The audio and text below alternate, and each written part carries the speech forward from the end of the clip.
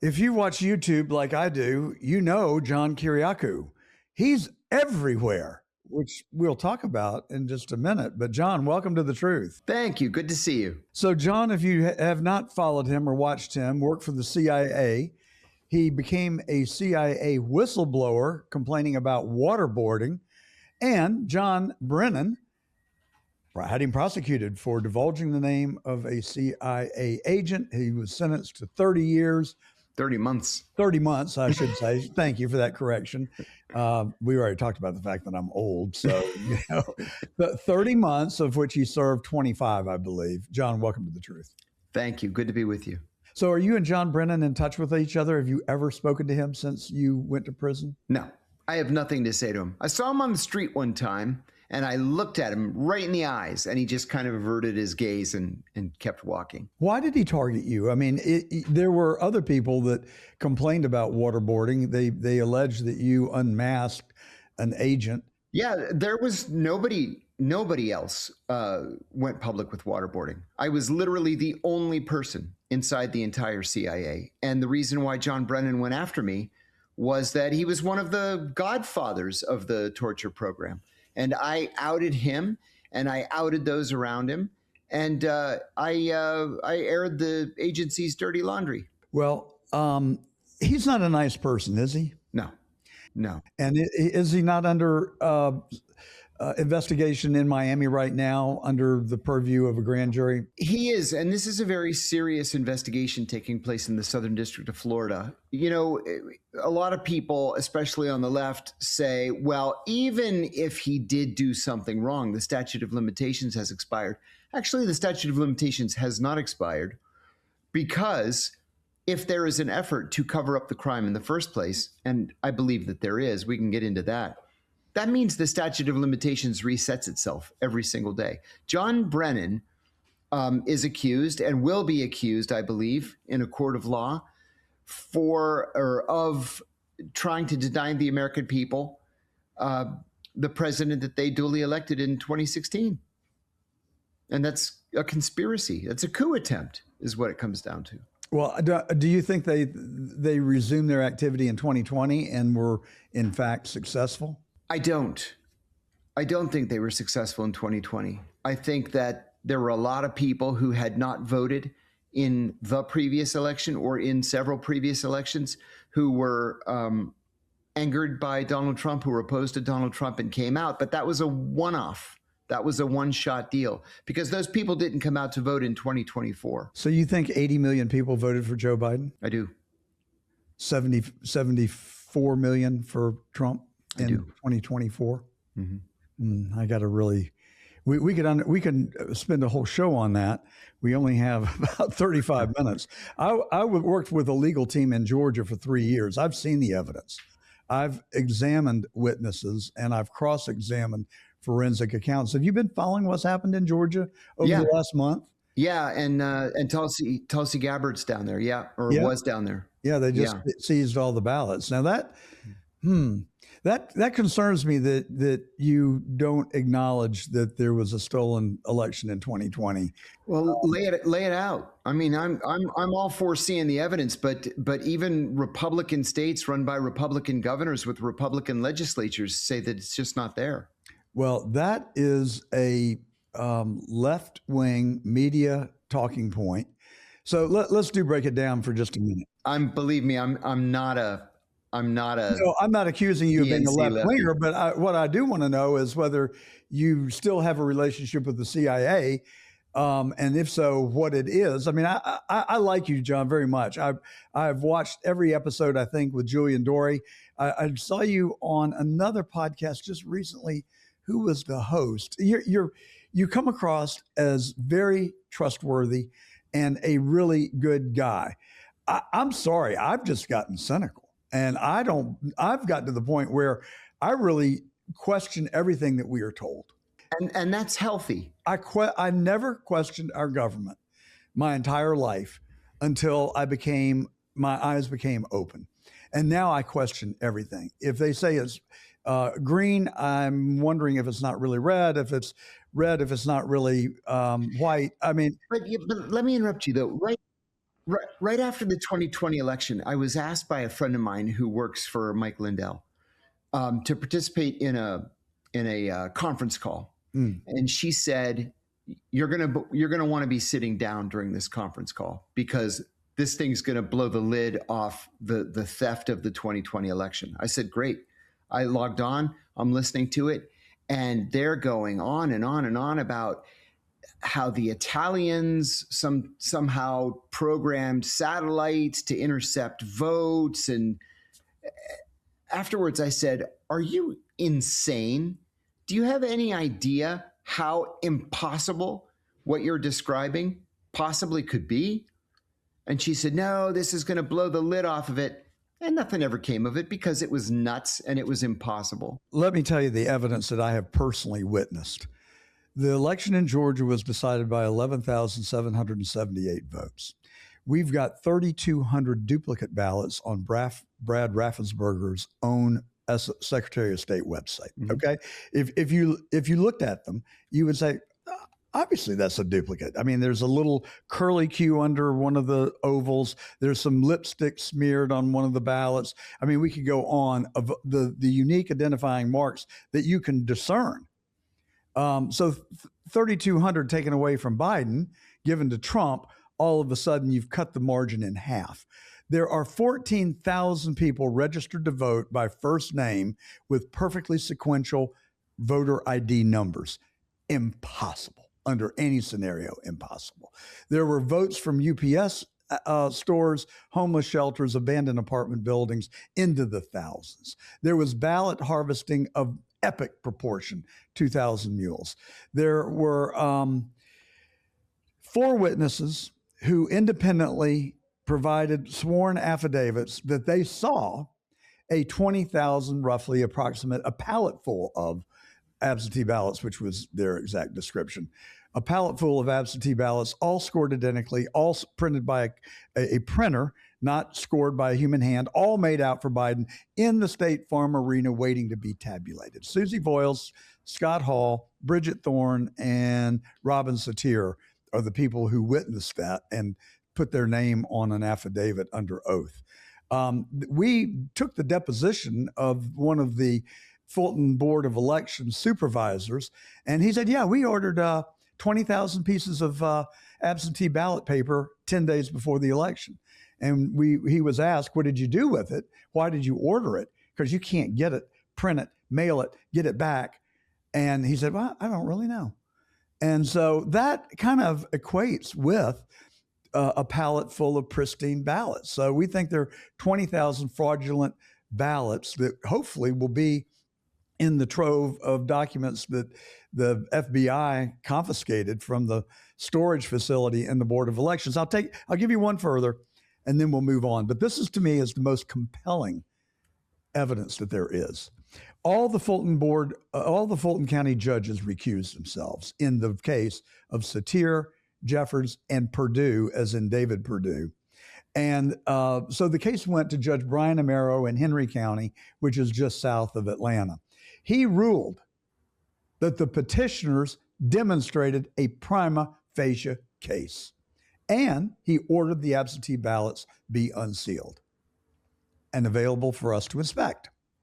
He never gave us the date, time, and manner of inspection, yet 9 months later, Judgey had a change of heart and threw us out on standing, which, by the way, the Georgia Supreme Court unanimously reversed. Judge McBurney got the case back because when it was given back to Amaro, he said, oh, no, Judge, you don't want the case. Here, you have it back. And so it went to McBurney, who wrote the most vile, biased opinion I've ever read in my 45 years as a member of the bar. And so he had it. He sat on it for 2 years. The U.S. Department of Justice wrote him a letter, and the Board of Elections some months ago, saying, turn over the damn evidence. And he ignored it. And so and I said on the show, the U.S. Marshal is going to show up. And I was wrong. It was not the U.S. Marshal, it was the FBI. I'm just saying, then one last important thing that relates to a point that you made. You said all these Republican governors. True. Brian Kemp, Republican. Used to be Democrat, now he's Republican. He received a letter from Joe Rossi, a retired numbers guy from PepsiCo, who devoted 3 years of his life tabulating the 2020 election in Georgia. He concluded that 40,000 votes in Fulton County were fraudulent and illegal. He also concluded there were 400,000 ballots in the state that fell into the same category. I have friends in Atlanta who went to lunch with the governor at the Blue Ridge Grill right there a mile from my house. And he said, we looked at the election and we couldn't see anything. But the same period of time, he sent that letter that I referenced to the Board of Elections and Brad Raffensperger saying this needs to be looked at. Last point, and I'll be quiet. I'm sorry, you just ripped off a scab. I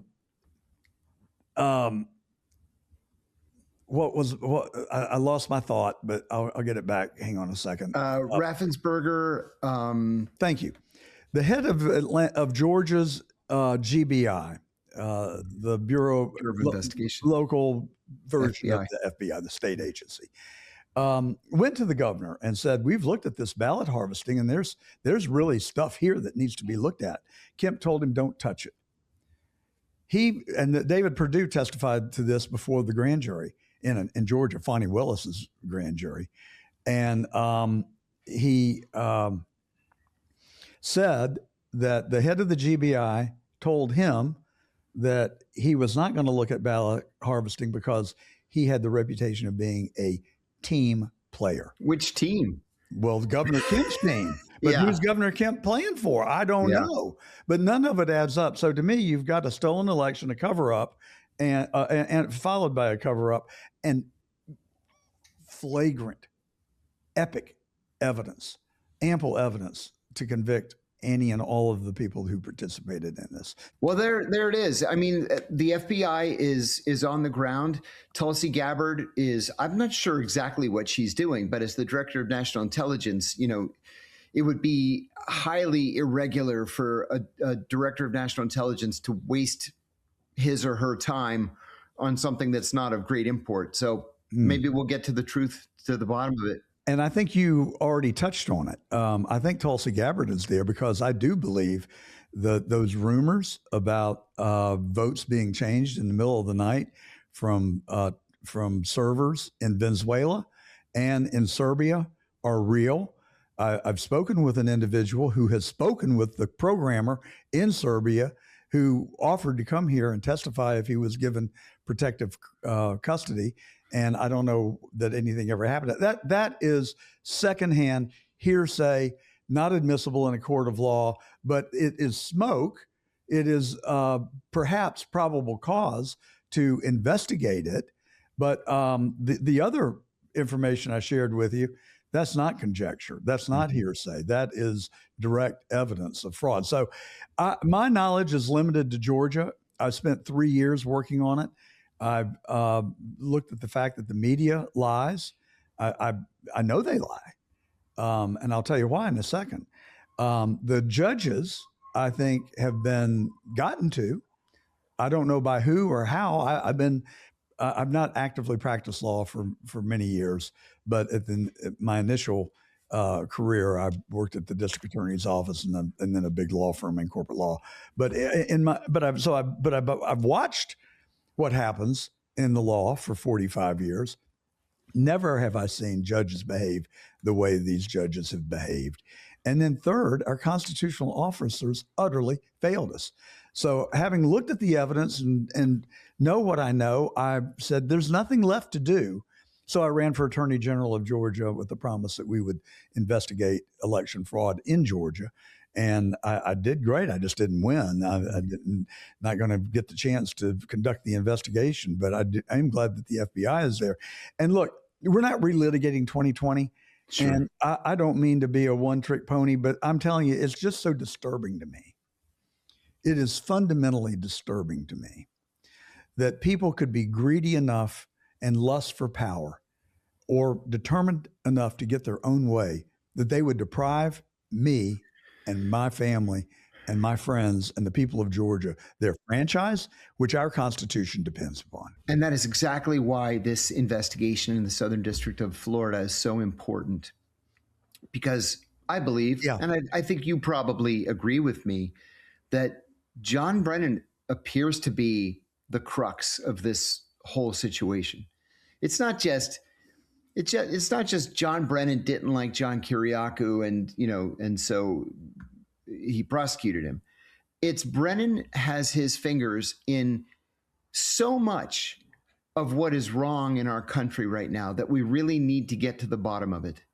And I'm glad that a grand jury was impaneled in a place where an independent investigation can be conducted, unlike, the Eastern District of Virginia, right, or the District of Columbia, where you're not going to get justice. Yeah, we need that kind of not judicial, but legal independence to get to the bottom of this story. Well, so John, thank you for discussing it with me so professionally and unemotionally. I'm the one who gets emotional because we should all be seeking the truth, no matter where the truth leads us. 100%. Do you think it's just John Brennan though? What about Clapper and Comey? No. Obama and Clinton?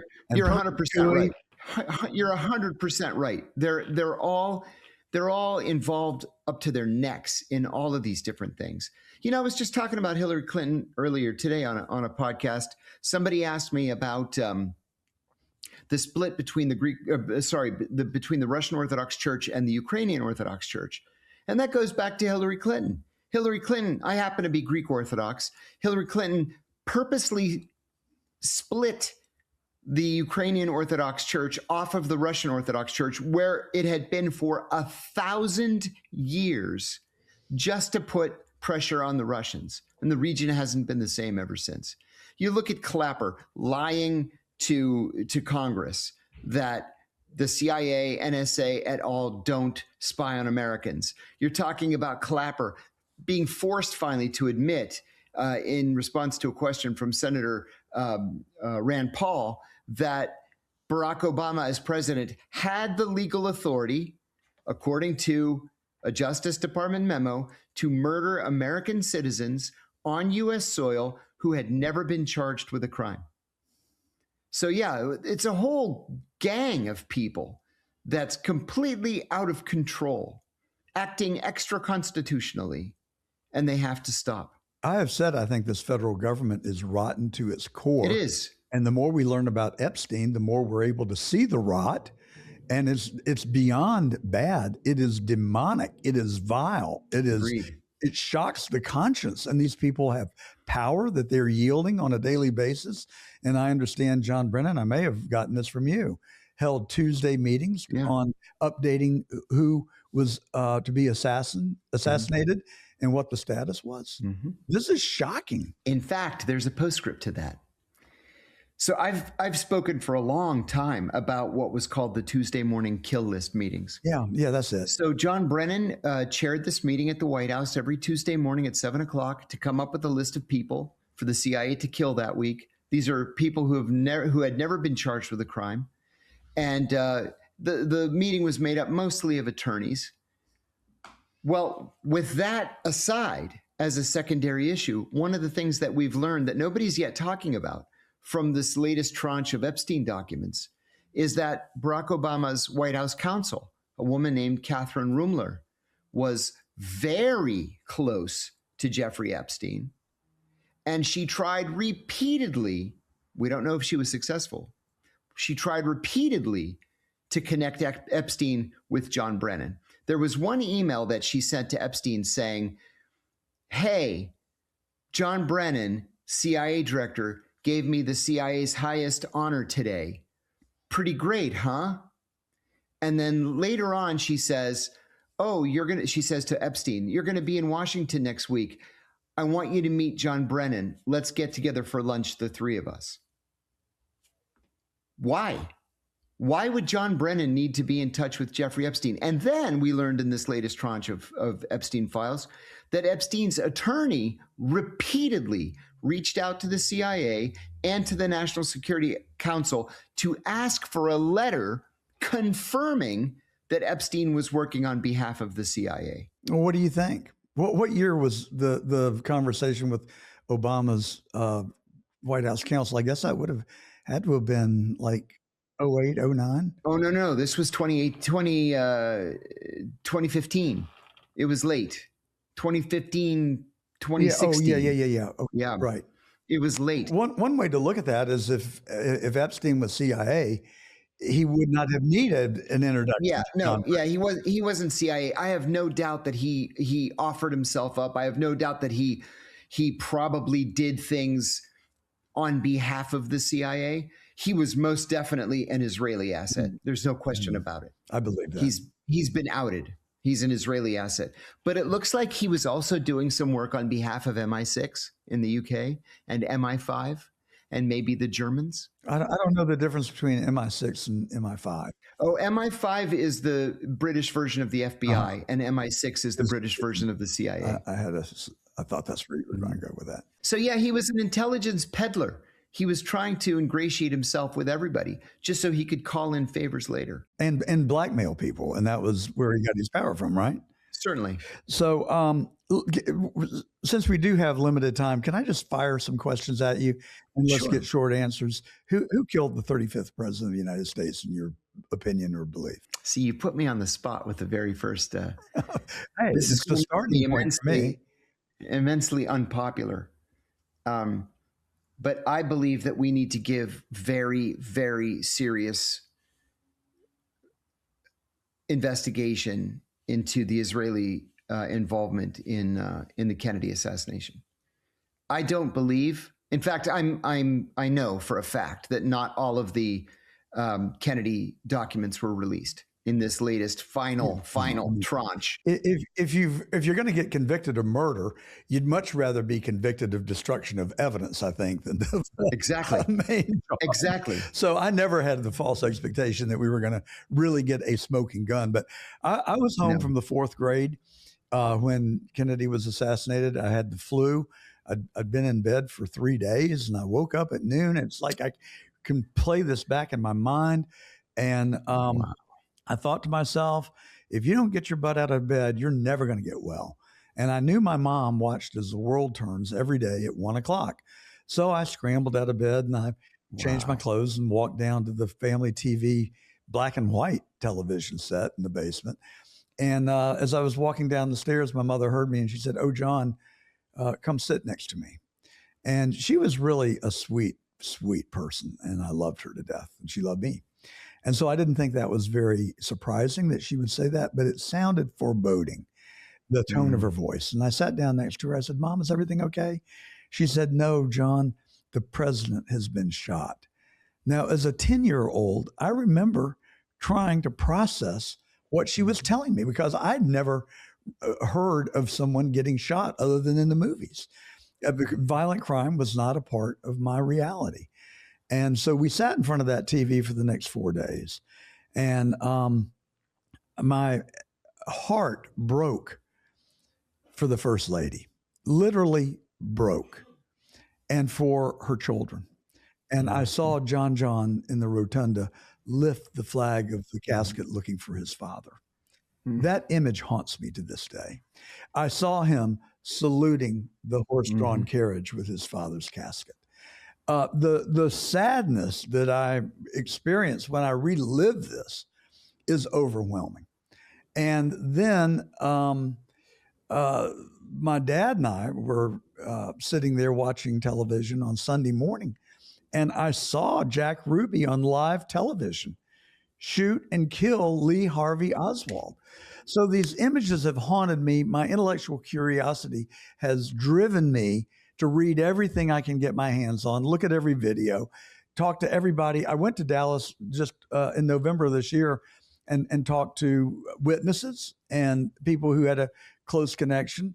I've read Roger Stone's book, The Men Who Killed Kennedy, The Case Against LBJ. I've read The Unspeakable by Douglas. I've read The Devil's Chessboard by David Talbot. They all come to the same conclusion. I've also read Mark Lane and a number of other books, as well as that guy, who is it, that is, was at Fox and wrote a book about Kennedy. Killing Kennedy. was the name of the book. Yeah. How quickly we forget. I know, John, you got the same affliction I do. But he did Killing Lincoln, Killing Jesus, Killing Kennedy. Right. But I've tried to keep an open mind to all the possible theories. And the only one that really resonates and makes sense to me is that Johnson was being dropped from the ticket. He was being investigated for the abusing the cotton allotment subsidies in Texas with Billy Saul's Estes.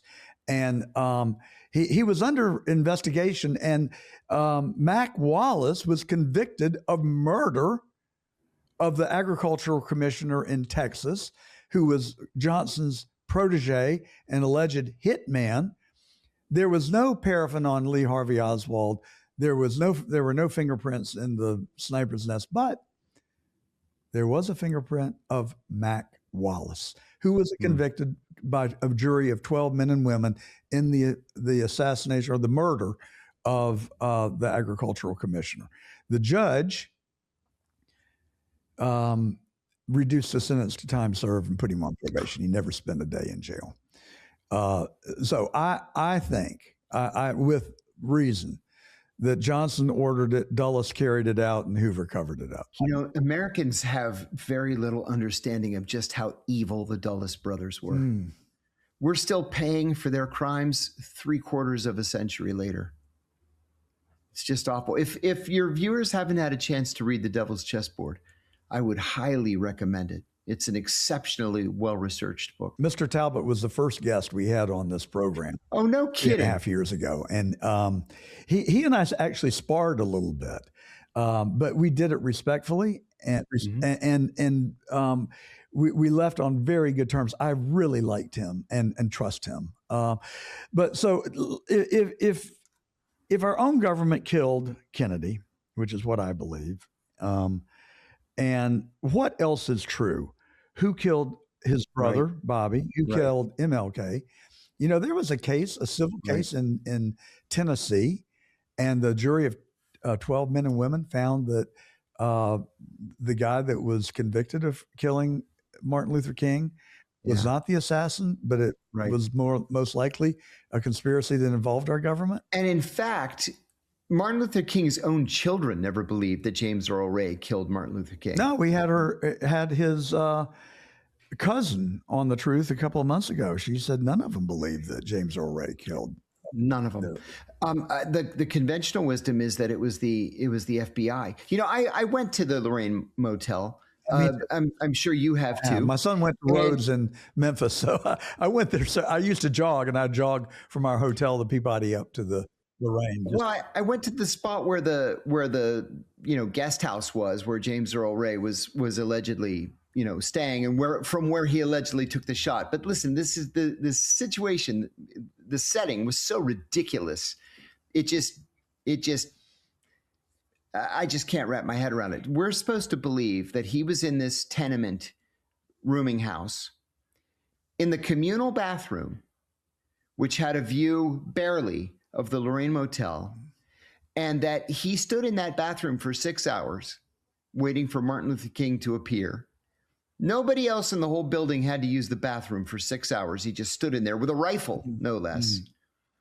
He was drunk, which he even later admitted to. He was drunk the whole time, and he got off that one single shot across 2 city blocks to kill Martin Luther King.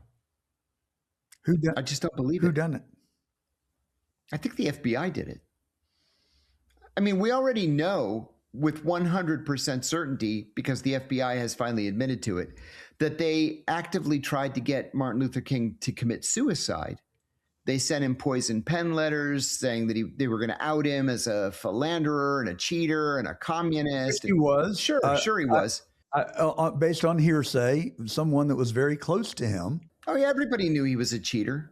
I mean, they have recordings of him in flagrante delicto with different women. He said that MLK didn't think God didn't punish you for that. That it was wrong, but God wouldn't get you for it. Yeah. So if that's true, then what happened to Building 7? Oh no, I am. I am not in any way, shape, or form a 9/11 truther. Building 7, the ground that Building 7 was on was made unstable by the catastrophe that was that day. If you push down on a tin can, nothing happens. If you put a little chink in it and push it down, it collapses. And I believe that's what happened to Building 7. Does it bother you that Congressman, what's his name, from Pennsylvania, who was a firefighter and the head of the House Intelligence Committee? I would say what I say to everybody else, and that is lay out the evidence. And I don't mean conjecture, I mean evidence. What about every architect and engineer who's looked at it concludes that it was? It's not every architect and engineer. It's every architect and engineer who has signed on to the 9/11 truth movement. Okay. Well, look, I don't know. The reality is, truthfully, God is my witness, I don't want to believe that it was anything other than a result of 9/11, the Twin Towers. I don't want to believe that. But the evidence that I've looked at and the people that I've listened to have pretty much convinced me that there is something there. And they all conclude, most of them, that all the people I've listened to, I have not listened to the people that say that it was because of a bad foundation. And what about the emergency fuel depot that was 7, 8 stories underground exploding? That didn't have anything to do with it? I'm not aware of that, but the NYPD had its emergency fuel depot under the building. Well, that's new information that I had not received. So that's pretty compelling, isn't it? I think so. Yeah, I agree with you. I did not know that. All right, so Butler, Pennsylvania. Yeah, this is a weird one, isn't it? I grew up 15 miles from Butler, Pennsylvania. All the years of my youth, I never missed. Sure enough. Where in Pennsylvania? Newcastle, Pennsylvania. We're neighbors in Lawrence County. Yeah, I grew up in Mount Gilead, Ohio. Oh, no kidding. See, my mom was from Warren, Ohio, in Trumbull County. Oh, sure. I knew there was a reason I like you. You got Buckeye running through your brain. Seriously. And God forgive me, both of my ex-wives are from Ohio, but I won't get into that. I always used to joke that, when you cross into a state, it says, welcome to Pennsylvania, welcome to Virginia. When you cross into Ohio, it says, abandon all hope, ye who enter here. I love Ohio. All my relatives on my dad's side were from there. They were really good people, all farmers. So far, all 4 of my 5 children who have been to college, I still have a 14-year-old, but all 4 of the older ones have gone to school in Ohio. Where? I went to Ohio Wesleyan, the Harvard of the Midwest, by the way. My first son went to Ohio State. My second one went to Cleveland State. My third is at Miami of Ohio, and my fourth is at the University of Cincinnati. I bet you're proud of them. That is really a good record that speaks very well of you, John. Hey, thank you. I appreciate that. So, where did we leave off? Butler. Well, let me say real quickly about Butler. I mean, this just screams cover up, doesn't it? It screams deep state to me. I mean, they tried to get the guy every way they could. And when all failed, they try and take him out. And then they just tell you repeatedly, there's nothing to see here. Let's just move on. Move on. He's dead. Everything's over. The president's fine. Let's just move on. But there hasn't been any real investigation. No.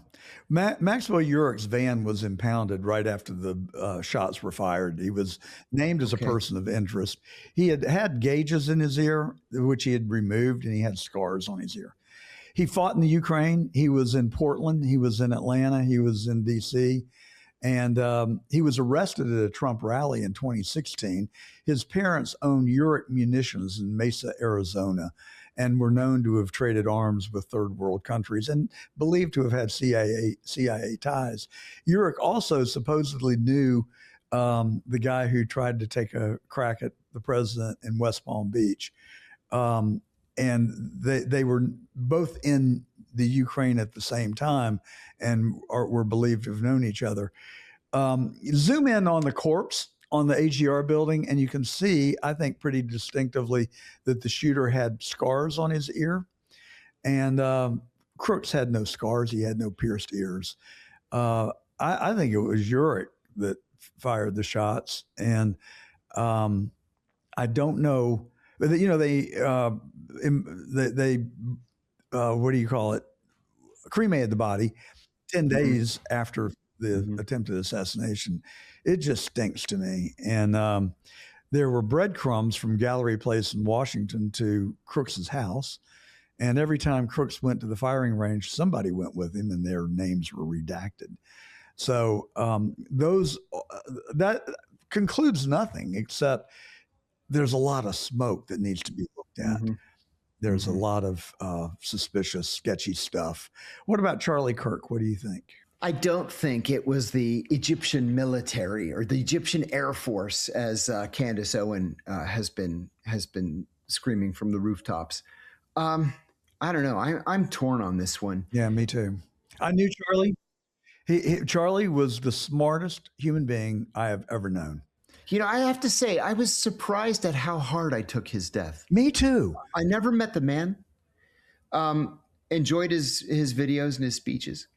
But that put me in a funk for weeks. You just felt sucker punched. Yeah, that's exactly how it felt. That someone would deprive us of one of the brightest minds in the country who was a patriot. He was devout, and he could quote the Bible and the scripture like no preacher I've ever known. And just a phenomenal. I'd known him for 8 years. We weren't close friends. Wouldn't even say we were friends. We were more than an acquaintance, less than a friend. But I'd see him 2 or 3 times a year, and we would have cordial exchanges. I spent an hour and a half with him a year ago, and maybe 18 months now. And I just really enjoyed his mind and his service. And I don't buy the narrative at all. And now I'm sitting here. I've talked to you for now 30, 40 minutes. I sound like a conspiratorialist. I'm aware of the concept, and I fight it with all I've got because I don't want to be crazy. Yeah, I want to be a rational, informed human being. But when I look at the evidence of all these things, it just all seems to lead back to intelligence to me, because I don't see how anyone else could pull them off and avoid an investigation. That's sort of the conclusion I draw through all. And that's why we should demand of our elected officials, ride our elected officials to provide true oversight. You know, I complain all the time. The Senate and House Intelligence Committees are nothing more than cheerleaders. Pure theater. It's pure theater, right? I get so sick of it. And at the same time, you can't oversee an intelligence community of roughly 100,000 people with, 40 employees on the Senate side and 60 employees on the House. You can't do it.